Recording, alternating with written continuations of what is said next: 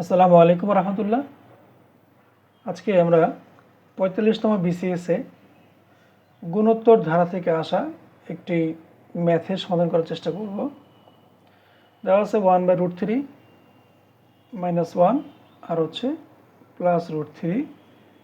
এই ধারাটির পঞ্চম পদ কত? এখানে ধারাটি গুণোত্তর। প্রথম পদ a = 1/√3, একটি গুণোত্তর ধারা।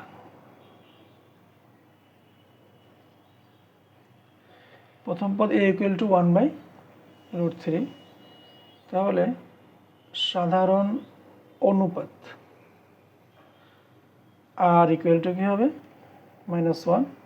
দ্বিতীয় পদ ভাগ প্রথম পদ, দ্বিতীয় পদ ভাগ প্রথম পদ, তাহলে -1 মাল্টিপ্লাই করলে √3/1 = -√3। সাধারণ অনুপাত হচ্ছে -√3। চেয়েছিল পঞ্চম পদ। গুণোত্তর ধারার n-তম পদের সূত্র হচ্ছে ar পাওয়ার n-1। এর মান হচ্ছে 1/√3, আর এর মান -√3, এখানে পাওয়ার হচ্ছে 4। 1/√3 মাইনাসের পাওয়ার যদি জোর হয়, মাইনাসটা প্লাস হয়ে যায়। মাইনাসের পাওয়ার যদি জোর হয় 2, 4, 6 যাই হোক, তাহলে মাইনাস কী হয়ে যাবে? প্লাস হয়ে যাবে, x² অথবা 4 বা 6।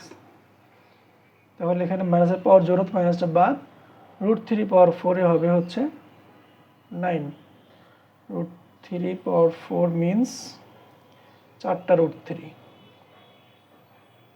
দুইটাই 3, এই দুইটাই 3, তাহলে 9। √3 পাওয়ার 4 হচ্ছে 9।